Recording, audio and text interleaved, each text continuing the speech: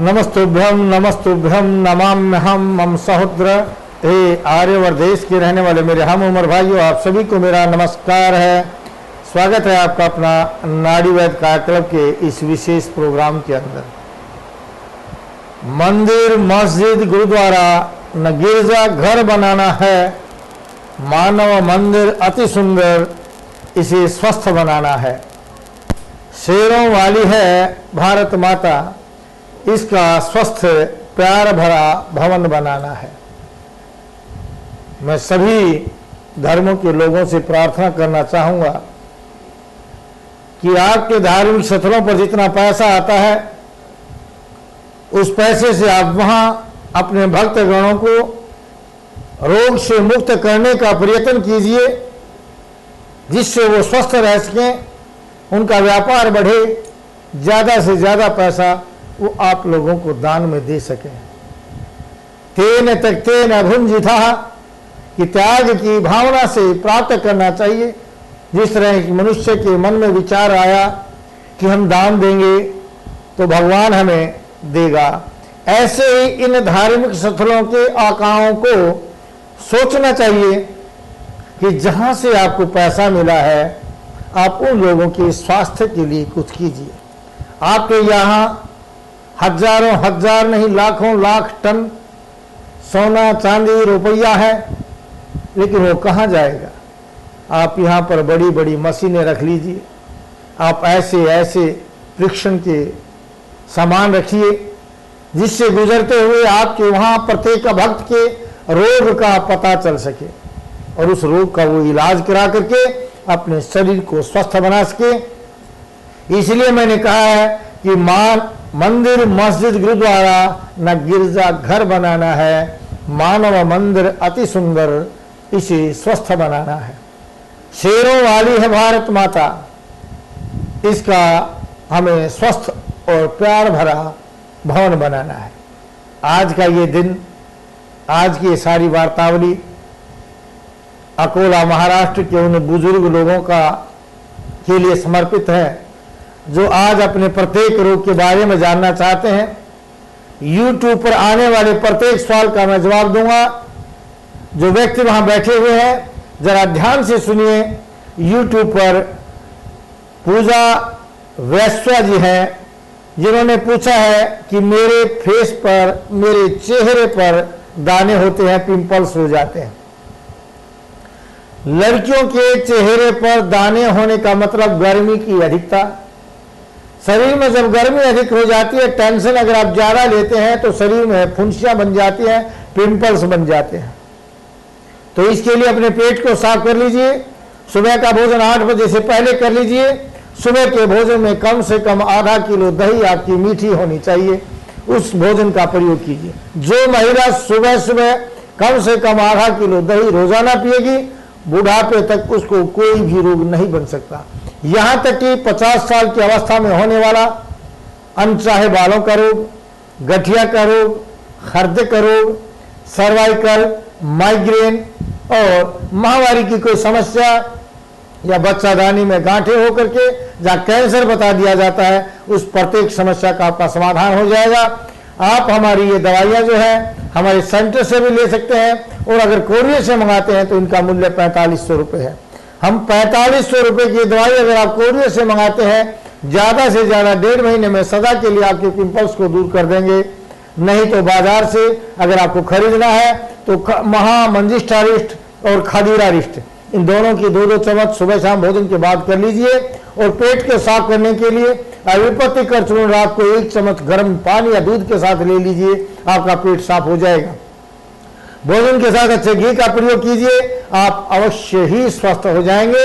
नहीं तो मात्र 1.5 महीने में चाहे चेहरे पर झाइयां हो, लिकोरिया जाता हो, या पिंपल्स हो, बाल झड़ते हो, दो मुंह बाल हो, या जवानी में ही आपके बाल सफेद हो गए हों, तो हमने आपके लिए हिम दंत मंजन का निर्माण किया है, और केश रसायन का निर्माण किया है, और शीतल हेयर ऑयल का निर्माण किया है। जो नौजवान बच्चे ये कहते हैं कि हमारे बाल सफेद हो गए, आप हमारे यहाँ का केश रसायन प्रयोग करके देखिए, और शीतल हेयर ऑयल का प्रयोग करके देखिए, जो आपके सफेद बालों को काला कर दिया। नहीं तो जो बाजार से आप डाइयां प्रयोग करते हैं, इन डाइयों के लगाने से आपके सभी काले बाल भी सफेद होते जा रहे हैं। इस डाई का प्रयोग करने से आपके सिर पर सोरायसिस रोग बनता जा रहा है और इसका प्रयोग करने से आपकी आंखें कमजोर हो जाएंगी। मैं आपको मात्र घी और दूध खाने की बात करूंगा। सुबह का भोजन आप 8 बजे से पहले कर लीजिए और शाम का भोजन 4 बजे के बाद कीजिए। आयुर्वेद कहता सनेनम मधुरम आहारम अमृत तुल्यम वर्तते। जिस भोजन में घी होता है, मीठा होता है, उसको अमृत कहा गया है। तो आप सभी लोग अमृत का प्रयोग कीजिए। बुढ़ापे तक आपके बाल, खासकर महिलाओं के बाल सफेद नहीं हो सकते, लेकिन जो विवाहित व्यक्ति हैं, जो नौजवान हैं, बुजुर्ग हैं और मानव हैं, उनके बाल काले नहीं किए जा सकते। अविवाहित चाहे लड़का हो लड़की हो, उनके बाल हम सफेद बालों को काला कर सकते हैं। जिनको डॉक्टर ने ये कह दिया है कि आपके मुख में, मसूड़े में, गले में या फूड पाइप में पॉइजन हो चुका है, कैंसर बन चुका है, तो आप लोग हमारे हिमदंत मंजन का प्रयोग करके देखिए। आपके दांत हिल रहे हो, खून आ रहा हो, बदबू आती हो, जिसको आप पायरिया कहते हैं, उसको ये सदा के लिए दूर करता है।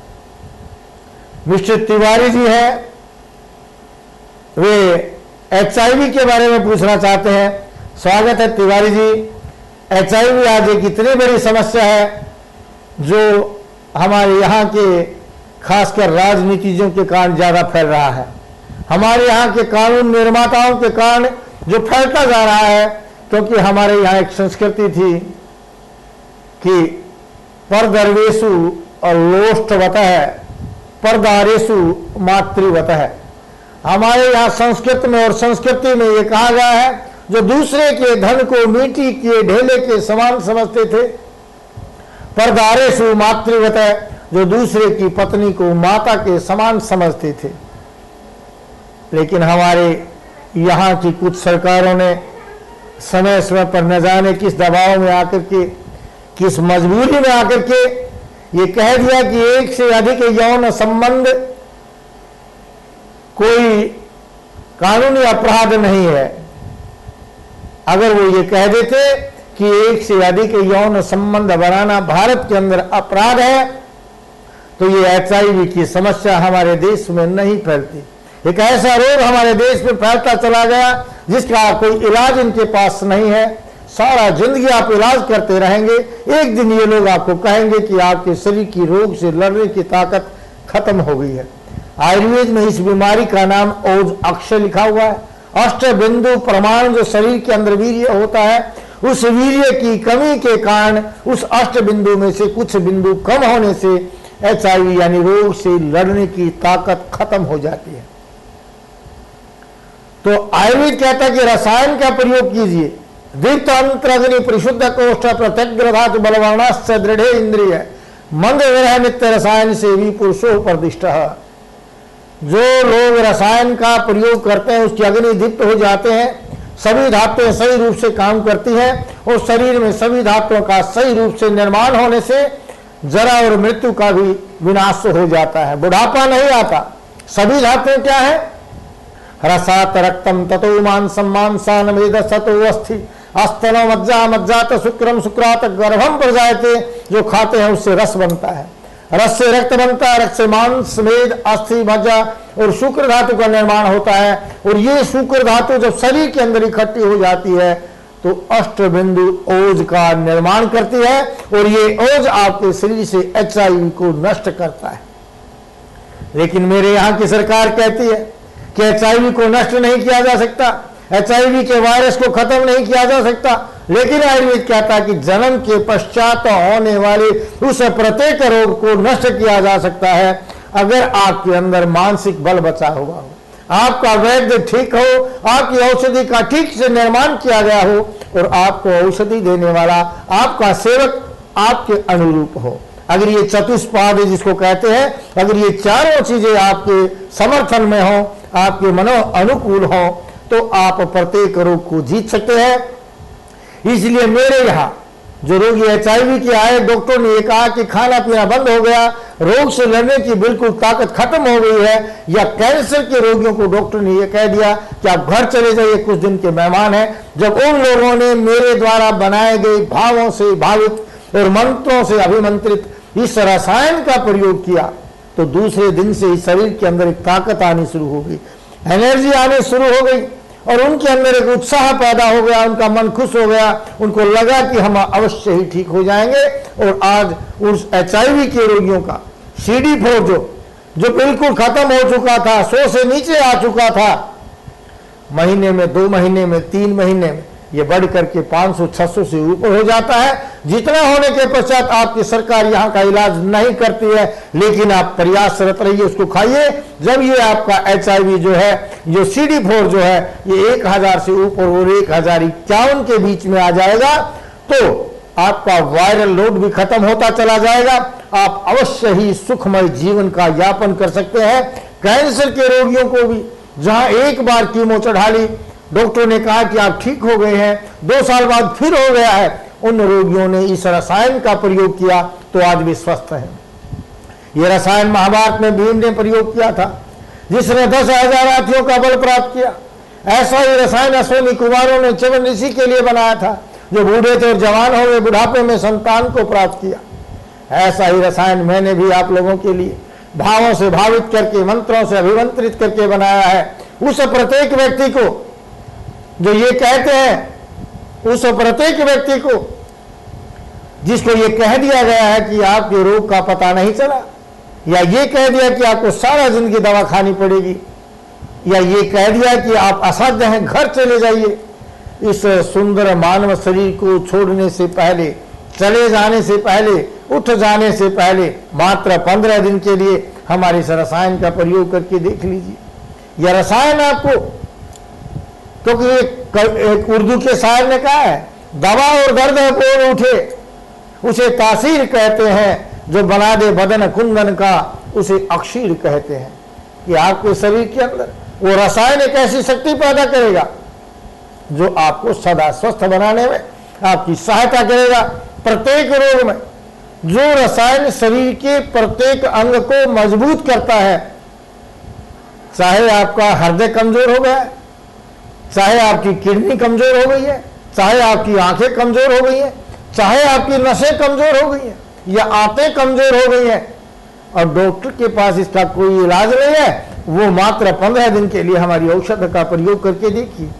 क्योंकि मेरी औषधियां भावों से भावित है। मैं इसके बारे में आगे जिक्र करूंगा।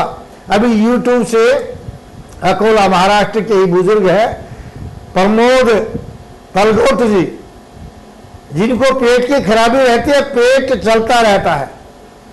स्वागत है। पहले तो आप बुजुर्ग हैं, हमारे महाराष्ट्र से हैं, अकोला से हैं, जो हमारी शाखा भी है।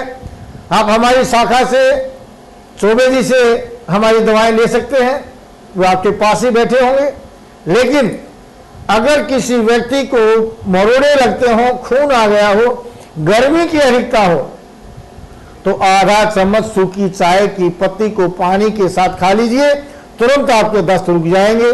यहां तक कि हैजा, जिसको कोलेरा कहते हैं, वो हैजा भी सदा के लिए ठीक हो जाता है।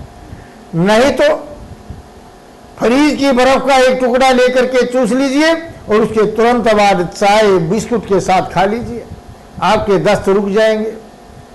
या दही के साथ ब्रेड का प्रयोग कर लीजिए, या दही के साथ चावल का प्रयोग कर लीजिए, या दही के साथ खिचड़ी का प्रयोग कर लीजिए। जो व्यक्ति कहते बार बार दस्त जाना पड़ता है, पतरे दस्त आते हैं, तो आपके पेट का चलना तुरंत ठीक हो जाएगा। नहीं तो अगर बुढ़ापे के अंदर आपकी आंतें कमजोर हो गई है, तो आप हमारे द्वारा बनाए गए खदीरा रिष्ट का प्रयोग कीजिए, क्योंकि खदीरा रिष्ट आपके रोग खून को शुद्ध करेगा। जब आपका रक्त शुद्ध हो जाएगा तो अंदर से रोग से लड़ने की ताकत पैदा हो जाएगी। हमारे रसायन का प्रयोग कीजिए। यह रसायन आपके आंतों को, इंटेस्टाइन को, पाचन संस्थान को मजबूत कर देगा। इस रसायन के साथ आप आरोग्यवर्धनी वटी का भी प्रयोग कर लीजिए, क्योंकि आरोग्यवर्धनी वटी आपके रक्त को साफ करती है, शरीर की आंतों में जमे हुए मल को बाहर निकालती है, यानी कि आम विष को दूर करती है। ये आम विष ही धातु में जाकर के विभिन्न प्रकार के रोग पैदा करता है। तो ये जो संयोग मैंने बताया है, आप इसके साथ साथ अगर हमारे वैदिक कटुअर्क का प्रयोग कर लेते हैं तो आपका पेट भी साफ हो जाएगा। आपकी 32 फुट लंबी आंत के अंदर जितना भी मल जमा हुआ है, मलिनी करोति धातु नीति मलः, उसको मल कहते हैं, जो हमारी धातुओं को मलिन करता है। इस मल को अगर आप समय रहते बाहर निकाल देते हैं तो कोई रोग पैदा नहीं करता, ये ताकत और एनर्जी देता है। लेकिन समय पर अगर ये बाहर नहीं जाता तो हमारी धातुओं को, शरीर में रोगों को पैदा करता है। इसलिए आयुर्वेद कहता सम अगनिश सम धातु सम मल क्रियास प्रसन्न आत्मेन्द्रिय स्वस्थ इति अभिधीयते, कि स्वस्थ व्यक्ति किसको कहते हैं? समदोषः, जिसके दोष समान है, वात पित्त कफ में कोई बढ़ा हुआ नहीं। समअगनिश, जिसके शरीर की 13 अग्नियां ठीक से काम कर रही हो, भूख कम नहीं लगती हो, भूख ज्यादा नहीं लगती हो, भूख बिल्कुल नहीं लगती हो, यानी बिल्कुल ठीक जिसको भूख लग रही है। समधातु मल क्रियास, सभी प्रकार की धातुओं का सही रूप से निर्माण हो रहा हो। जैसे रस धातु का अगर कम निर्माण होता है तो आंखों से पानी निकलना शुरू हो जाता है, मुंह का सूखना शुरू हो जाता है, गले से नीचे निगला नहीं जाता है, क्योंकि रस धातु की कमी होगी। और रस की अधिकता से आंखों से पानी निकलता है, नाकों से पानी निकलता है, और गुदा मात्र से भी पानी निकलता है, लिंग इंद्री से भी पानी बाहर निकलने लग जाता है जब रस धातु अधिक हो जाती है। जब शरीर में रक्त अधिक हो जाता है तो रक्त धातु के अंदर कमी होने से थैलीसीमिया बन जाता है, प्लास्टिक एनीमिया बन जाता है। इसी तरह से शरीर के अंदर रोग जो है बहुत ज्यादा बनते चले जाते हैं। किसी भी धातु का, जैसे मेद धातु ज्यादा बन गई, मोटापा हो जाएगा। अगर ये कम बनी तो चेहरा शुष्क हो जाएगा, उसके लिए हमें फिगर फीचर ठीक करनी पड़ेगी। इसलिए अगर ये धातुएं ठीक हो जाती है और सभी मल क्रिया, लैट्रिन ज्यादा नहीं आती हो, कम नहीं आनी चाहिए, पेशाब ज्यादा नहीं जाना चाहिए, कम नहीं जाना चाहिए, पसीना ज्यादा नहीं बनना चाहिए और बिल्कुल भी नहीं आना चाहिए, ये ठीक होने चाहिए, तो समझो आप स्वस्थ हैं। इसलिए पेट को साफ करने की औषधि का प्रयोग कर लीजिए, रसायन के साथ आरोग्यवर्धनी का वटिका, खजूरा वृक्ष के साथ साथ में शोथांतक वटी जो हमने बनाई है, जो आपके लीवर को मजबूत करती है, संघ वटी बनाई है जो आपके अग्नि को दीप्त करती है, और उसके साथ फिर आरोग्यवर्धनी मिला दीजिए। जब आप इसका प्रयोग करेंगे, संग्रहणी दूर, इसी औषध से संग्रहणी दूर हो जाएगी, इसी औषधि से आपका अल्सरेटिव कोलाइटिस दूर हो जाएगा, इसी औषधि से आपकी आंतों का कैंसर दूर हो जाएगा, इसी औषधि से आपको IBS ठीक हो जाएगा, इरिटेबल बाउल सिंड्रोम आपका इसी औषधि से ठीक हो जाएगा। और हार्निया रोग को भी यही दूर करता है। आपकी आंतों का हार्निया, खासकर महिलाओं का, जो कई बार इंजेक्शन करा चुकी है, कई बार ऑपरेशन करा चुकी है अपनी आंतों का, यहाँ तक कि आंत भी 1.5 फुट काट दी गई है, वो महिला इसका प्रयोग करके देखिए। आपको लगे तीसरे दिन की शरीर के अंदर ताकत आ गई, एनर्जी आ गई, मलबंद होकर के आ रहा है, तो आपको समझना चाहिए आपकी बिल्कुल ठीक हो जाएंगे। अभी YouTube पर आया है कि मेरे दोनों घुटनों को बदलना पड़ेगा। डॉक्टर ने कहा है, ये इंदु सक्सेना जी हैं, बहन इंदु सक्सेना ने पूछा है कि डॉक्टर ने कहा है कि मुझे घुटने को बदलने के लिए डॉक्टर ने कहा है, क्या आपके पास कोई ऐसा इलाज है जिससे मुझे घुटने न बदलने पड़े? ऐसा क्यों कहा? क्योंकि डॉक्टर कहते हैं कि आपका गैप कम हो गया है, यानी अंदर हड्डियों का गैप बढ़ गया है।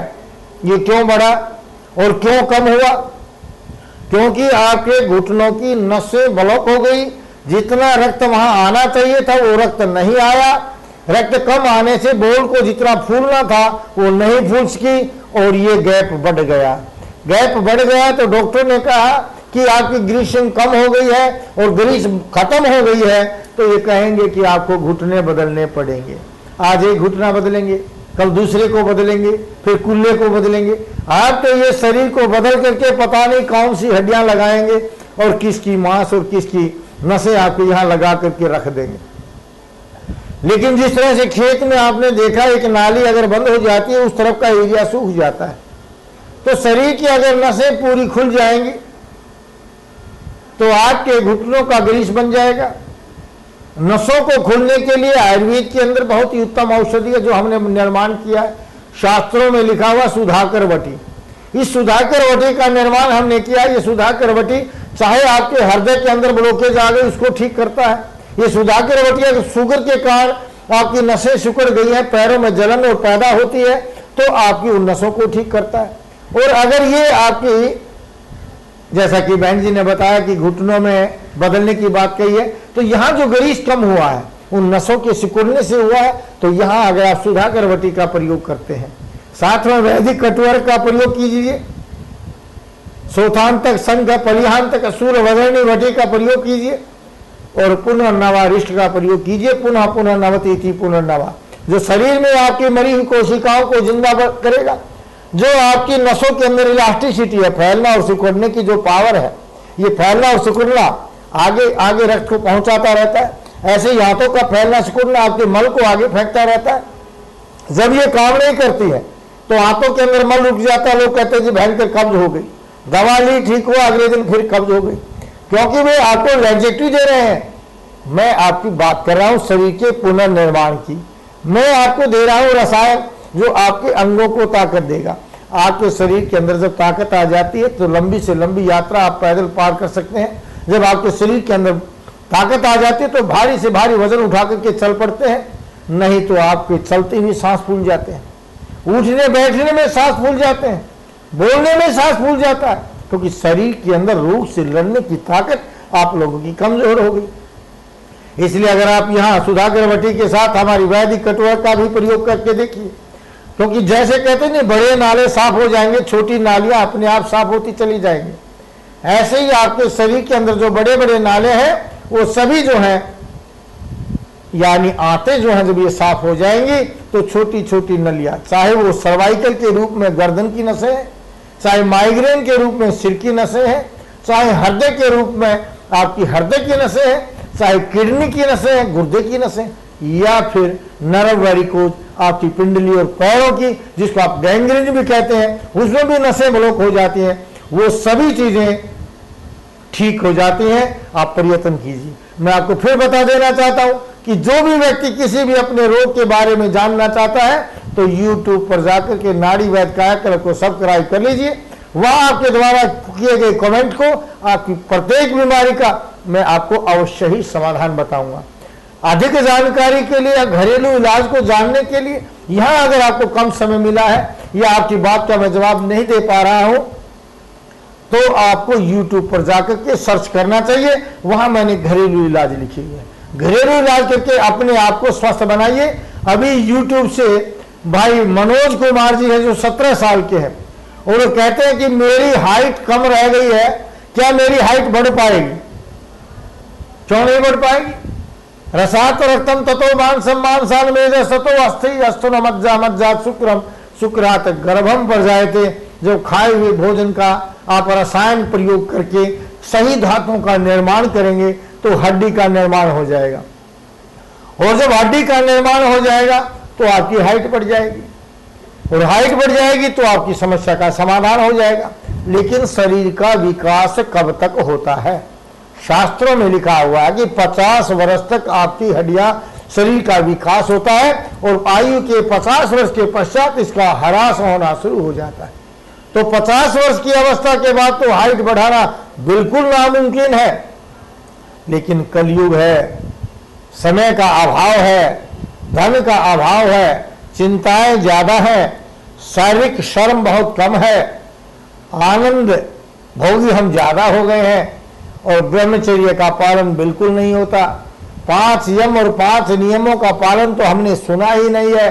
सभी इन रोगों से ग्रसित हैं। इसलिए हम कहते हैं कि 35 साल तक के अविवाहित लड़के और लड़की की हाइट को बढ़ाया जा सकता है, और बढ़ाया भी है।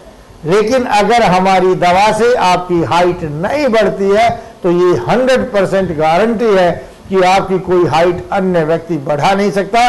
और इससे कई गुना ज्यादा गारंटी इस चीज की है कि हमारी दवा का कोई साइड इफेक्ट और रिएक्शन नहीं है, और प्रयत्न करें तो अवश्य ही सफलता प्राप्त होगी। परहेज करना है, सुबह का भोजन 8 बजे से पहले करना है, खूब घी दूध का प्रयोग करना है, शाम का भोजन 4 बजे के बाद करना है, और रोजाना अगर 1 किलोमीटर की रेस लगा दे तो हमारी संभावना 101% हो जाती है कि आपकी हाइट अवश्य बढ़ जाएगी। प्रयत्न कीजिए, प्रयतांत है जया, जो प्रयत्न करेंगे विजय अवश्य मिलेगी। दिन भर कई लोग कहते हैं कि दिन भर जो है भूख लगती है, क्या करें? दिन भर भूख लगती है तो पानी पीजिए। पानीयम प्राणिनाम प्राणः, पानी जो है प्राणियों का प्राण है। लेकिन पानी को कैसे पीना चाहिए? महुरमु वारम वारम वा जिह्वाम प्रक्षालनम कृत्वा भोजनम करितव्यम, आपको बार बार जिह्वा को धोते हुए, मुख को साफ करते हुए घूंट घूंट करके पानी पीना चाहिए। इस तरह से पिया गया पानी जो मात्र घड़े का हो या टोकनी के बर्तन का हो, फ्रिज का नहीं होना चाहिए, उस पानी का प्रयोग कर लीजिए, आप अवश्य ही स्वस्थ हो जाएंगे। भोजन के बीच में जो पानी पीता है और दिन भर जो पानी पीता है उससे कभी बुढ़ापा नहीं आता, झुर्रियां नहीं आती, बाल सफेद नहीं होते, कब्ज नहीं बनती, बीपी नहीं बनता, क्योंकि कब्जी के कारण बीपी बनता है। बीपी से पैरालाइज होता है या ब्रेन हेमरेज हो जाता है, बीपी से पार्किंसंस बन जाता है, और बीपी से आदमी मूर्छा में चला जाता है। और बीपी कब ठीक हो जाएगा? जब आप हमारे वैदिक कटुअर का प्रयोग करेंगे, क्योंकि वैदिक कटुअर के अंदर हमने पुनर्नवा मको और कासनी को मिलाया है। पुनर्नवा का मतलब पुनः पुनर्नवति इति पुनर्नवा, जो शरीर में मरी हुई कोशिकाओं को जिंदा करता है उसका नाम पुनर्नवा है। हमारे यहाँ शुगर के रोगी सदा के लिए ठीक हो जाते हैं, सर्वाइकल माइग्रेन के रोगी सदा के लिए ठीक हो जाते हैं, नर्व और बीपी को तो हम दूसरे दिन ठीक कर देते हैं। आप कभी भी आ सकते हैं। और अधिक जानकारी के लिए YouTube पर नाड़ीवाद काकल को आप सब्सक्राइब कर लीजिए। मैं रोजाना इस चैनल पर इसी समय आपको ये लाइव प्रोग्राम देता हूँ, इसको सबसे ज्यादा शेयर कीजिए और सब्सक्राइब भी कीजिए, क्योंकि स्वास्थ्य रहना और दूसरों को स्वस्थ रखना आपका कर्तव्य है। गच्छामि पुनर्मिलनाय, जा रहा हूं दोबारा मिलने के लिए। इन्हीं भाव के साथ कि आप स्वस्थ रहें, अपने परिवारजनों को स्वस्थ रखें, भारतवर्ष को स्वस्थ रखें। जय हिंद, जय भारत। आप हमारे चैनल को सब्सक्राइब करें, अपने कमेंट्स और लाइक अवश्य शेयर करें। सभी महिलाओं से हाथ जोड़कर प्रार्थना है कि वे इस मिशन में अवश्य हमारे साथ जुड़ें, जिससे आने वाली आपकी संतान आपके बुढ़ापे का सहारा बने, आपका भाई, आपका पति, आपका पिता सर्वगुण संपन्न, यज्ञकर्ता एवं मातृ पितृभक्त बने। हमारा मिशन है अंग्रेजी दवाओं को भगाना और आयुर्वेद को अपनाना।